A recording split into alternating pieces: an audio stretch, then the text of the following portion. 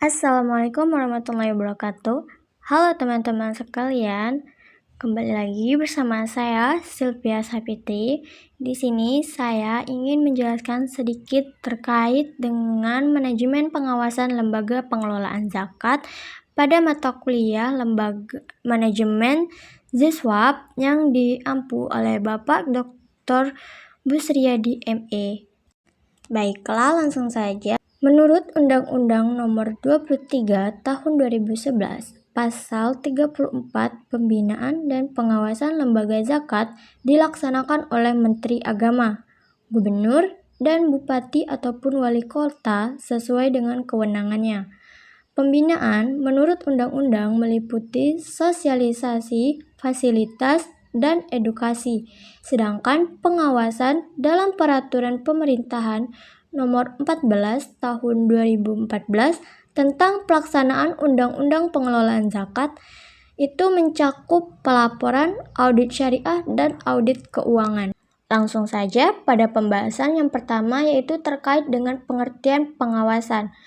Pengawasan manajemen adalah suatu usaha sistematik untuk menetapkan standar pelaksanaan dengan tujuan-tujuan perencanaan, merancang sistem informasi umpan balik, membandingkan kegiatan nyata dengan standar yang telah ditetapkan sebelumnya, menentukan dan mengukur penyimpangan-penyimpangan, serta mengambil tindakan koreksi yang diperlukan untuk menjamin bahwa sumber daya perusahaan dipergunakan dengan cara yang paling efektif dan efisien dalam mencapai tujuan-tujuan perusahaan. Lalu yang kedua itu adalah karakteristik pengawasan yang efektif. Yang pertama itu ada transparansi. Transparansi adalah fondasi utama dalam pengelolaan zakat. Setiap proses mulai dari pengumpulan, pendistribusian hingga pelaporan itu harus dilakukan secara terbuka dan dapat diakses oleh seluruh pihak yang berkepentingan, seperti muzaki, mustahik, dan masyarakat umum. Manfaatnya yaitu untuk meningkatkan kepercayaan publik dan mengurangi risiko penyalahgunaan kekuasaan, baik itu secara eksternal maupun internal. Yang kedua itu ada akuntabilitas, yaitu pengawasan yang efektif menuntut adanya akuntabilitas di setiap tahap pengelolaan zakat. Lembaga pengelolaan zakat seperti Basnas ataupun LAS harus dapat mempertanggungjawabkan setiap keputusan dan tindakan yang diambil, sehingga memberikan manfaat, yaitu memastikan bahwa dana zakat yang digunakan sesuai tujuan syariat, yaitu untuk kesejahteraan mustahik dan mencegah penyimpangan seperti korupsi ataupun penyalahgunaan. Yang ketiga itu ada independensi, yaitu pengawasan harus berbebas dari konflik kepentingan agar dapat melakukan tugasnya secara objektif. Independensi memastikan bahwa pengawasan tidak mempengaruhi atau tidak dipengaruhi oleh tekanan internal, misalnya dari manajemen lembaga zakat ataupun eksternal, misalnya dari donatur. Manfaatnya ini untuk menjamin bahwa pengawasan dilakukan dengan integritas tinggi sehingga hasilnya dapat dipercaya. Yang keempat yaitu kompetensi. Pengawasan harus memiliki keahlian dan pengetahuan yang memadai untuk menjalankan tugasnya. Kompetensi ini mencakup pemahaman mendalam tentang hukum syariat terkait dengan zakat, manajemen keuangan, serta regulasi nasional dan internasional yang relevan, sehingga memberikan manfaat yang memungkinkan pengawasan ini mendeteksi masalah secara akurat dan memberikan rekomendasi yang tepat untuk perbaikan.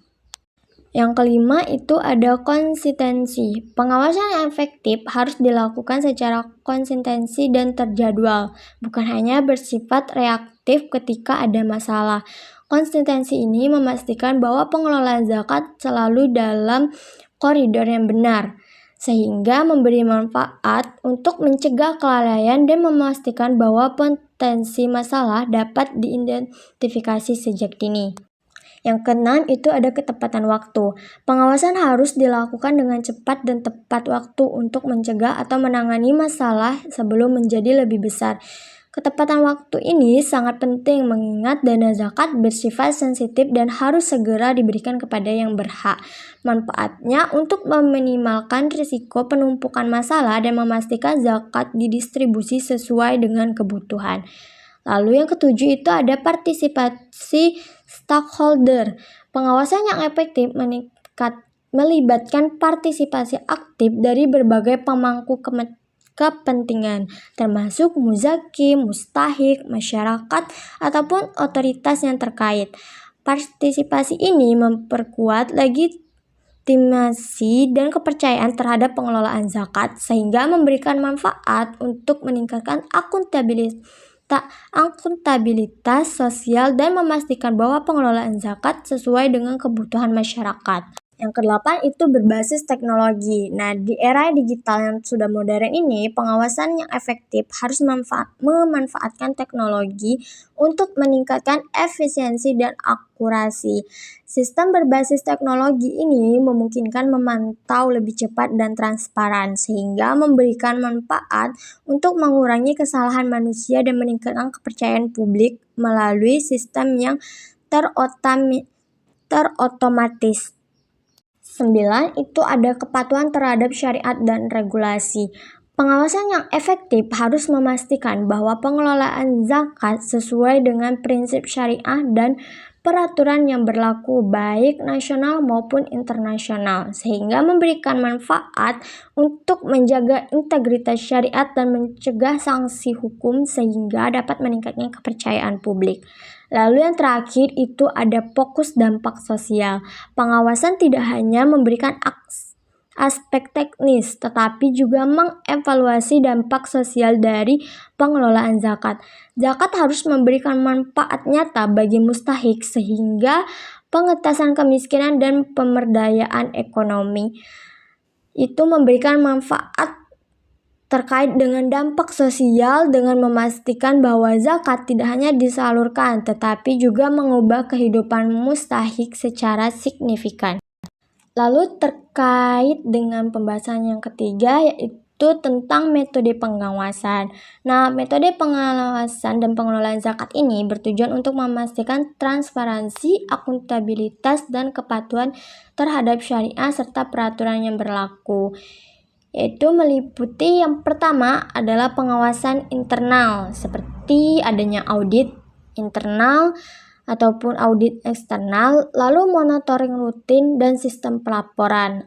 Yang kedua itu ada pengawasan eksternal. Nah, pengawasan eksternal ini bisa meliputi audit eksternal, pengawasan pemerintah ataupun sertifikasi syariah. Yang ketiga itu ada pengawasan berbasis teknologi. Nah, pengawasan berbasis teknologi ini meliputi sistem informasi zakat dan transparansi online. Lalu yang keempat itu adalah pengawasan partisipasif, yaitu pengawasan yang melibatkan masyarakat dan whistleblowing system atau mekanisme pengaduan anonim untuk melaporkan penyalahgunaan atau ketidaksesuaian dalam pengelolaan zakat.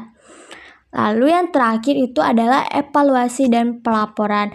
Nah, pada pengawasan ini akan dilakukan evaluasi kerja, yaitu penilaian terhadap aktivitas dan efisien dalam program zakat ini, seperti dampak penyaluran terhadap kesejahteraan mustahik dan pelaporan berkala.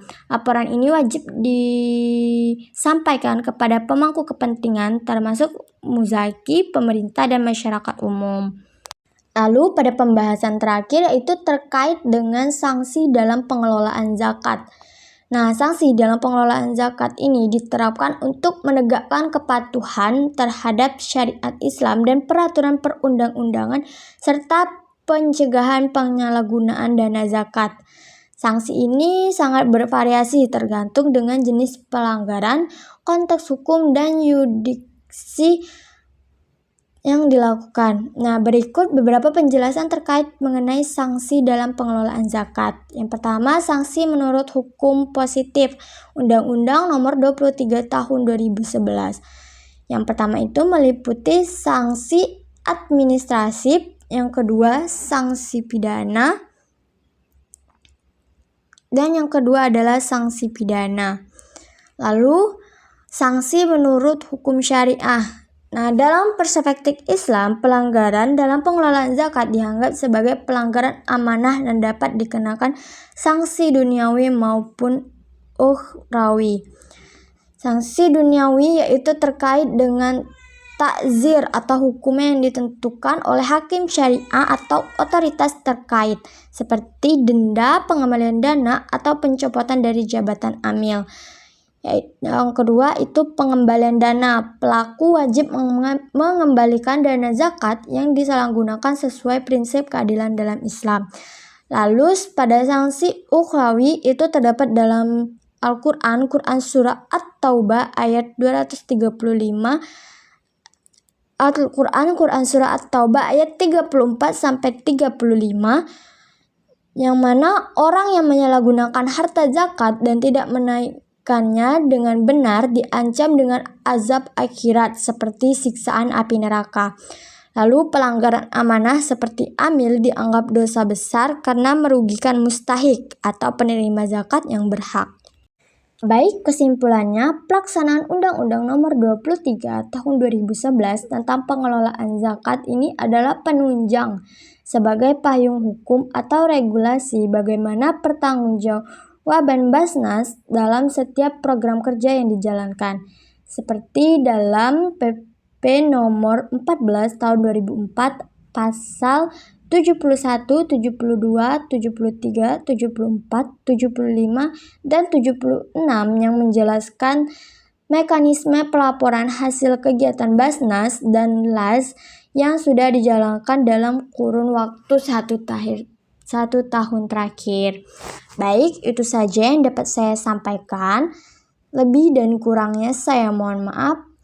Saya harap pada penjelasan kali ini dapat membuat teman-teman sekalian mengerti terkait dengan pengawasan pengelolaan lembaga zakat. Nah, itu saja yang dapat saya sampaikan. Saya akhiri. Wassalamualaikum warahmatullahi wabarakatuh.